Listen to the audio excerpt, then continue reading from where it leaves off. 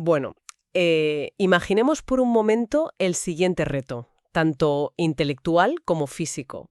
Alguien entra en una librería, compra una novela recién impresa, llega a casa, se prepara un café y abre la primera página. Un plan perfecto para cualquier amante de los libros, la verdad. Exacto. La historia promete ser fascinante, así que la mirada empieza a recorrer las líneas buscando ese ritmo habitual con el que leemos, esa cadencia donde el punto y seguido te permite coger aire, procesar lo que acaba de pasar y continuar. Claro, la respiración natural de cualquier texto. Eso es. Pero pasan las páginas. 10, 20, 50 páginas. Y quien tiene el libro entre las manos empieza a sentir una especie de asfixia, una tensión inusual. Y de pronto llega una revelación abrumadora. No hay ni un solo punto. Ostras. Todo el libro, sus 400 páginas, es una única, inmensa e ininterrumpida frase. Imagínate al pobre corrector de estilo de la editorial recibiendo ese manuscrito y buscando dónde demonios encajar una coma. Es que te quedas sin aire solo de pensarlo. Es una tortura para el corrector, desde luego. Pero, y esto es lo importante también, es un desafío mayúsculo para quien se acerca a la obra. Es una premisa que dinamita por completo todo lo que damos por sentado sobre la lectura, especialmente hoy en día con nuestra paciencia bajo mínimos en esta era de la inmediatez. Exige una rendición absoluta. Totalmente de acuerdo. Y esa es la pregunta que inevitablemente nos surge al arrancar hoy. ¿Quién en su sano juicio escribiría algo así? Y yendo un paso más allá, porque la mismísima Academia Sueca consideraría que una obra de estas características no es un simple capricho ilegible, sino una genialidad absoluta, digna de otorgarle a su creador el Premio Nobel de Literatura. Bueno, para responder a esa pregunta tenemos que adentrarnos en una de las mentes más complejas y singulares del panorama literario contemporáneo. Y me parece el punto de partida perfecto para nuestra exploración de hoy. Pues a ello vamos. La base de nuestro análisis a fondo en esta ocasión es un artículo verdaderamente fascinante, recién salido del horno. O sea, se ha publicado hoy mismo, 26 de febrero de 2026, en la revista Plus Libros Magazine, y viene firmado por el periodista Johnny Zuri, Un texto muy revelador, por cierto. que tuvo lugar en el Centro de Cultura Contemporánea de Barcelona, el famoso CCCB, y el protagonista absoluto de esa velada fue el escritor húngaro Laszlo Krasznahorkai, galardonado con el Nobel hace apenas unos meses, en octubre de 2025.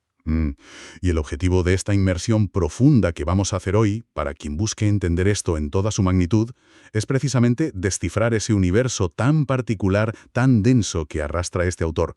Queremos entender por qué la crítica le ha bautizado como el profeta del barro. Un apodo muy contundente.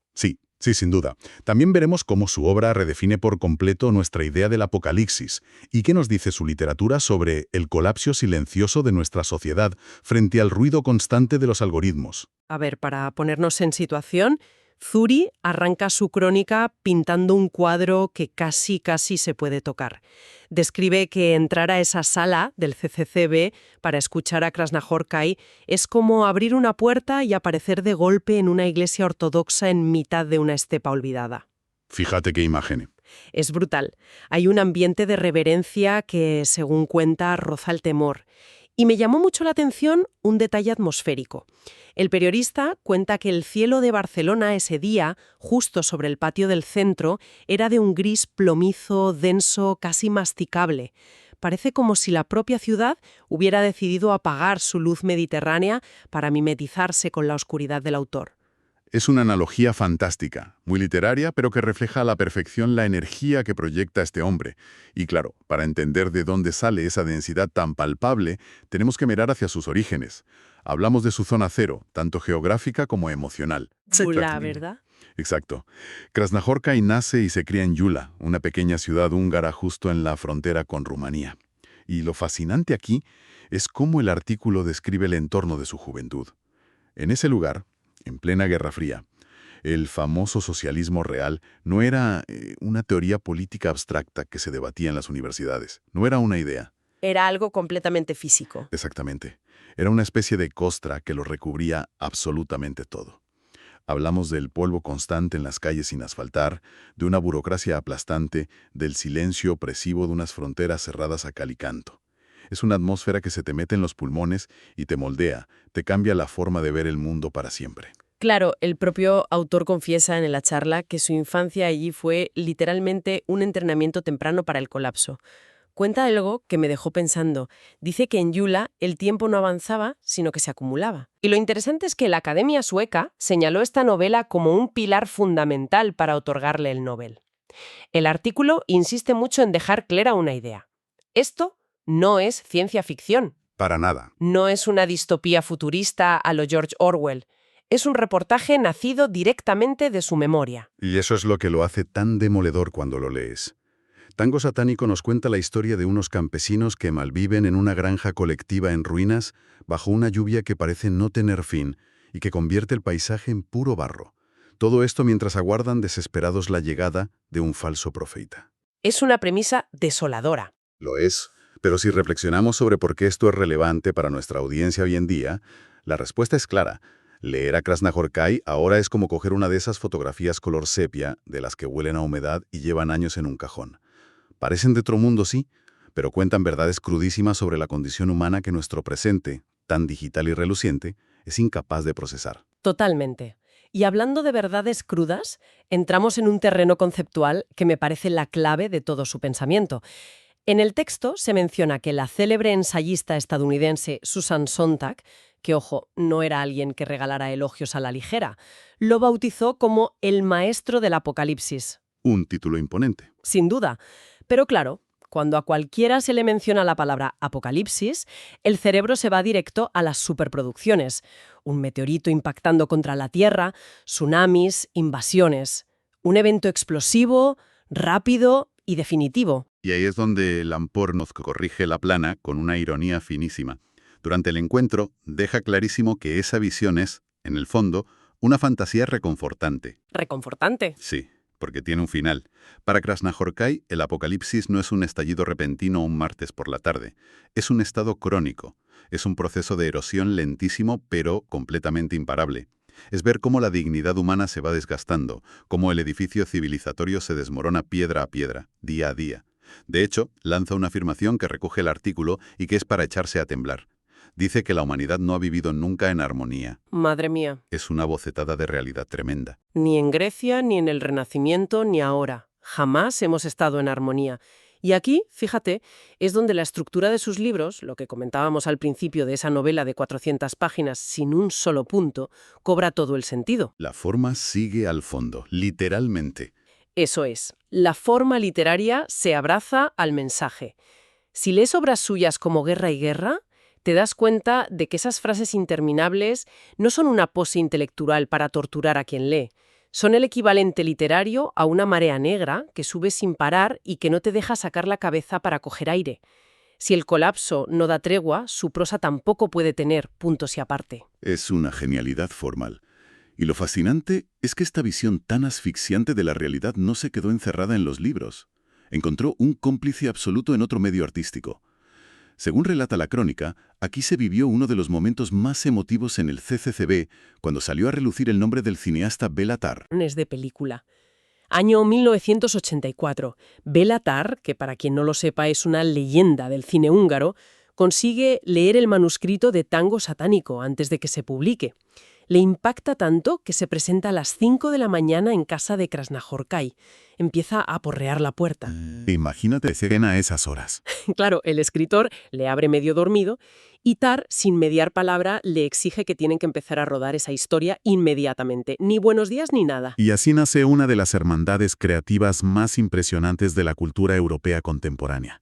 Juntos crearon auténticas catedrales del cine, obras maestras como Armonías de Werkmeister o El caballo de Turín.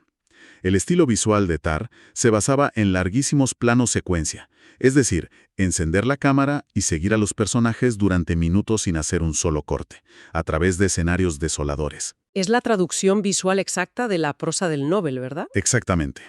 Esos planos secuencia son la versión cinematográfica de la frase de 400 páginas sin puntos. Ambos hablaban el mismo idioma, que es la melancolía de un mundo que se apaga lentamente. Y la emoción palpable en Barcelona se debe a un hecho muy triste y muy reciente.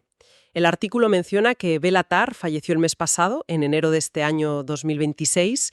Krasznahorkai acompañó al director hasta el final, hasta lo que el periodista describe poéticamente como su plano final, que era la sensación de que sin él el universo visual del Nobel se ha quedado huérfano. Es una pérdida incalculable para el arte. Pero bueno, la charla en Barcelona no fue solo un ejercicio de nostalgia y estética. Llegó un punto en el que el tono aterrizó de golpe en la cruda realidad política actual. Y aquí es donde el texto pisa arenas bastante movidas. Antes de entrar en esta parte, quiero hacer una pausa formal para aclarar a quien nos escucha cómo abordamos esto. La inmersión de hoy va a tratar temas políticos muy polarizantes mencionados explícitamente en la fuente que estamos analizando. Quienes conducimos este análisis no tomamos partido, no respaldamos ni criticamos las posturas mencionadas. Nuestra única labor aquí es reportar objetivamente las opiniones del autor, tan y como aparecen publicadas en el artículo de Plus Libros Magazine. Una aclaración muy necesaria porque las declaraciones del autor son contundentes. El artículo explica que Krasznahorkai vive actualmente en un autoexilio constante, moviéndose entre Trieste, Viena y Berlín. Y no es por capricho. ¿No? No lo es. Cuando aborda la situación política de Hungría, no usa eufemismos. La fuente cita textualmente cómo define el régimen de Víctor Orbán, llamándolo un caso psiquiátrico. Lo describe como un laboratorio para la extrema derecha. Además, critica duramente su cercanía a las políticas de Putin y señala que la guerra de Ucrania ha servido para destapar las vergüenzas de una Europa que miraba hacia otro lado. De hecho, la crudeza de su visión llega al máximo cuando lanza una advertencia directa a sus compatriotas de cara a las próximas elecciones. No les sugiere estrategias políticas. La palabra exacta que recoge el periodista es un grito escalofriante. Huid. Así, en imperativo. Huid. Es tremendo. Lo plantea como una búsqueda desesperada de oxígeno vital cuando sientes que el aire a tu alrededor se ha vuelto tóxico. Es el consejo de alguien que ha visto de cerca cómo el barro asfixia una sociedad. Pero fíjate que, cambiando un poco el enfoque, el periodista Johnny Suri plantea un contraste en su artículo que es brillantísimo. Contrapone este mundo actual nuestro, lleno de redes sociales, inteligencias artificiales y cohetes de Elon Musk, con la defensa radical que hace el autor de lo analógico. Sí, Krasznahorkai defiende a capa y espada lo que él llama la alta cultura. Frente a lo que califica con desdén como lo cutre de Hollywood, él propone refugiarse en leer a Samuel Beckett o contemplar el arte clásico. Para él, esa es la verdadera resistencia. Una resistencia que, por cierto, tiene un coste físico real. El artículo detalla un estoicismo casi doloroso. El Nobel sigue escribiendo a mano o aporreando una máquina de escribir, hasta el punto de que su brazo izquierdo está fallando. Hablamos de tendinitis crónica por el cansancio acumulado de décadas de escritura manual. Suri lo describe como un samurái antiguo, machacado físicamente pero que se niega a soltar la espada. Y qué ironía tan poética hay en la figura del propio periodista que escribe esto. Suri se dedica profesionalmente al SEO y a la optimización de inteligencia artificial para marcas corporativas. Es decir, su trabajo consiste en pelear con los algoritmos para evitar que la información sufra el olvido del código en Internet. Dos mundos completamente opuestos frente a frente. Totalmente. Tienes al experto en evitar el olvido digital entrevistando a un samurái literario que se destroza el brazo escribiendo para evitar que el arma humana se disuelva en la nada tecnológica. Es una metáfora perfecta de nuestro tiempo. Y esa voluntad férrea de seguir escribiendo nos lleva al futuro literario del autor. La editorial Acantilado está a punto de publicar su próximo libro, titulado Hersch 07769. Y sí, este es precisamente el libro del que hablábamos al principio, el de la única frase ininterrumpida de 400 páginas. Ahí es nada. ¿Y sobre qué trata esta monumental obra? Pues explora el descontento social y el alarmante ascenso del neonazismo en las zonas rurales, en la Alemania profunda. El título combina el apellido del protagonista, Hearst, con un código postal real. Pero esto plantea una cuestión fascinante. ¿Por qué tiene que ser un húngaro exiliado quien venga a señalar las grietas estructurales que los propios alemanes prefieren esconder bajo la alfombra? Es el poder de la mirada del extranjero. A veces quien viene de fuera es el único capaz de ver el colapso que los locales ya han normalizado por completo. Pero de todo este repaso, confieso que lo que me dejó clavada en la silla fue la confesión final que recoge el artículo, el deseo definitivo de Krasznahorkai. Su deseo de desaparecer. Exacto. Hablamos de un premio Nobel. alguien que ya tiene la inmortalidad literaria garantizada. Pues bien, él asegura que no quiere convertirse en una estatua de bronce. Siente que cada libro que publica es en realidad un intento fallido de corregir los errores del anterior. Y su meta última no es la gloria, sino recuperar el silencio, desaparecer. Es una humildad sobrecogedora. Y bueno, ¿qué significa todo esto para nosotros hoy? Hemos hecho un viaje inmenso. Hemos transitado desde el barro denso de una Hungría aislada durante la Guerra Fría hasta las reflexiones sobre un colapso continuo en pleno 2026. Y por el camino, hemos visto cómo la alta cultura se erige como el último baluarte del alma frente al ruido moderno. Ha sido una exploración intensa, sin duda. Y para cerrar, me gustaría dejar una última reflexión flotando, algo que va un paso más allá de lo que plantea la fuente. Pensemos en el momento actual.